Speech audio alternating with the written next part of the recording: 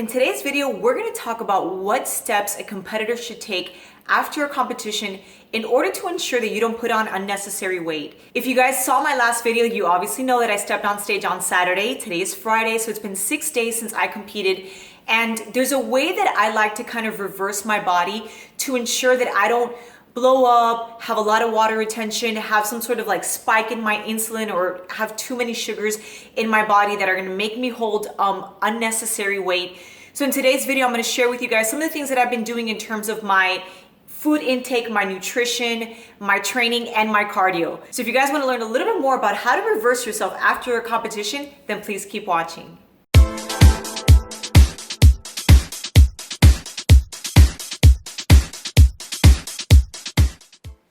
Hi YouTube, I'm IFBB Bikini Pro Lisette Howard, and it is now 6 days after I competed this Saturday in the muscle contest show. Today is Friday. So as promised, I wanted to put together a quick little vlog just to share with you guys what my reverse diet looks like and what are some of the steps that I'm taking after a competition in order to avoid any sort of blowing up, like we call it, or any sort of additional weight gain that I really don't want to put on my body. If you guys have seen my other videos, and you know that most of the things that I talk about are just come from a personal experience. These are the things that I do for myself, and these are some of the suggestions that I make with the clients that I work with.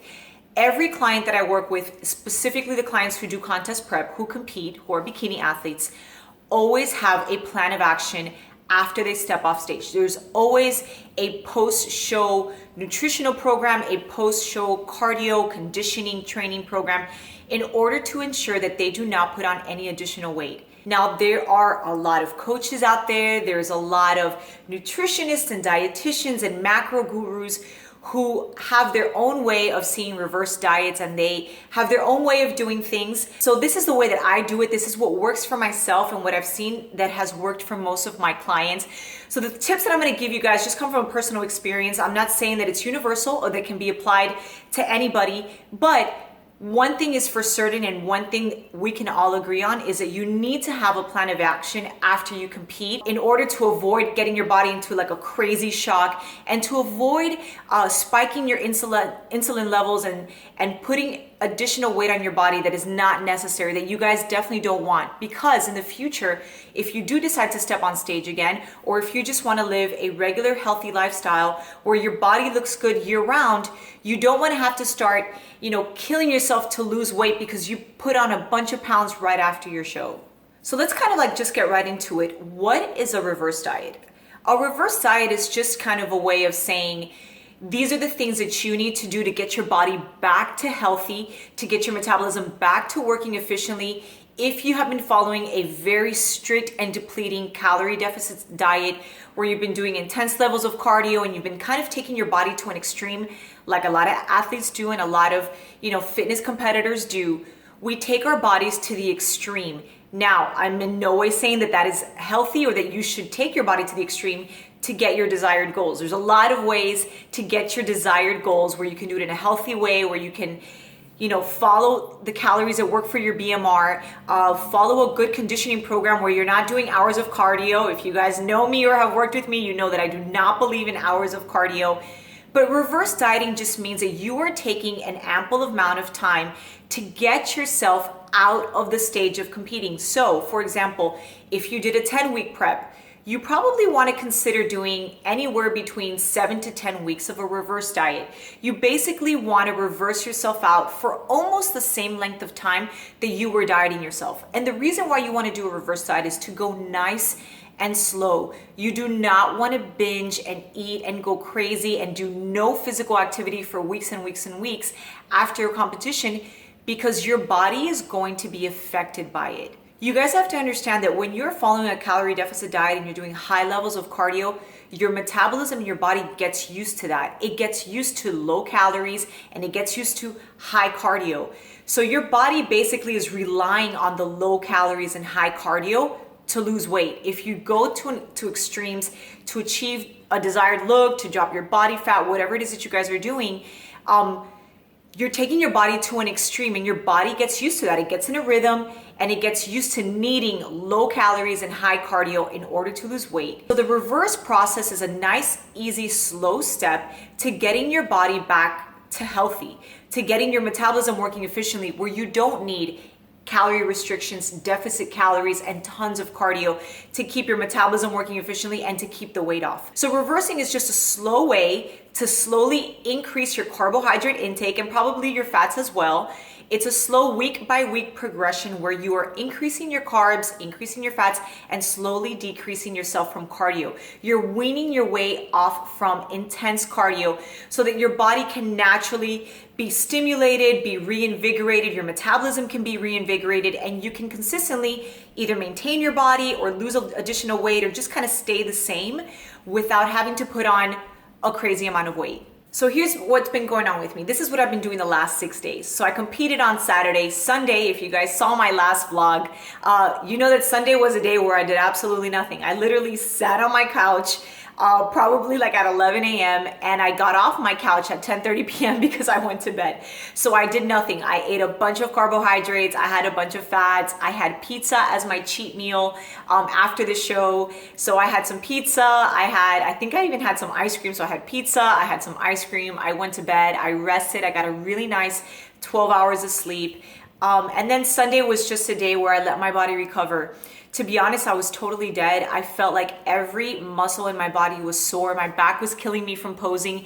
And I think that from the stress and anxiety of competing, the next day was like, I had like this flood of like the release of adrenaline, and I was just really exhausted. So I got to rest, and I definitely did not hold back. I didn't like go overboard or eat everything in sight, but I did have some cookies. I had some ice cream. I think I even had some leftover pizza. So Sunday was a day where just about taking it for myself and recovering myself and just doing nothing. Now, come Monday, I said, okay, I need to have a good plan of action, because if you are living the fitness lifestyle, if you are a fitness model, or you just like to look good all year long, the last thing you want to do is put on unnecessary weight, especially when you're looking so freaking good after a show. So after a show, your lines are showing, your abs are tight, you just feel so fabulous that the last thing you want to do is kind of lose that look.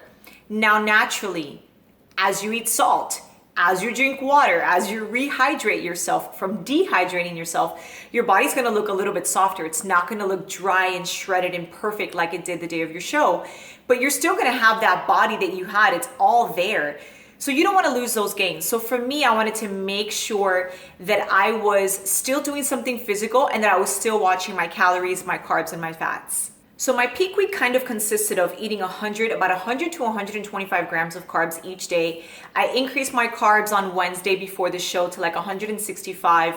Thursday I was at 200. Friday I was at 200. So when Monday came around, I wanted to go back. I really wanted to go back to making sure that my carbs and my fats were there.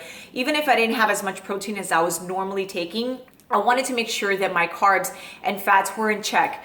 So Monday, Tuesday, and Wednesday, and Thursday, I was having about 150 grams of carbs. My fats were at 40 grams. I didn't go over 40 grams. I just wanted to go slow. I didn't want to just put on a bunch of calories that my body hadn't been used to eating for the last 3 weeks. So I've been watching my fats. I've been watching my carbs. My protein intake was probably like at about like 140 grams, 150 grams max. So I was just kind of stepped a little bit away from the protein and was just really monitoring my carbs and my fats. I still had treats. So for example, at night, like I bought like a no sugar added ice cream that I really like. So I would have at night some no sugar added ice cream. I was still having my oatmeal, my banana. I had green juice because I love green juices. So my nutritional plan was pretty much the same that I've been following when I started my prep. There wasn't a lot of difference. I had a couple of cookies on Monday, so I've had little treats here and there. Today, for example, my second meal was a complete cookie. It's very rare that I have bars or Quest bars or cookies and stuff like that, or complete cookies. But today I was kind of on the go, and I don't know why I saw it and I was like, I need to eat that. So I had a complete cookie as kind of like my, late day snack. So that's kind of the way that my nutrition has been looking. On Monday, I definitely did not want to go work out. My body was still recovering, and I definitely encourage you guys to take at least 2 days or 3 days off from the gym just to let your body heal, because stepping on stage is a really depleting harsh thing that we put our bodies through. So you definitely want to let your body heal, especially if you are doing a lot of cardio, if you are consistently training up to, 2 days before the show and you're doing an intense prep, you want to take a little bit of time off. So Monday, I didn't want to be totally off, but I definitely did not want to go weight train.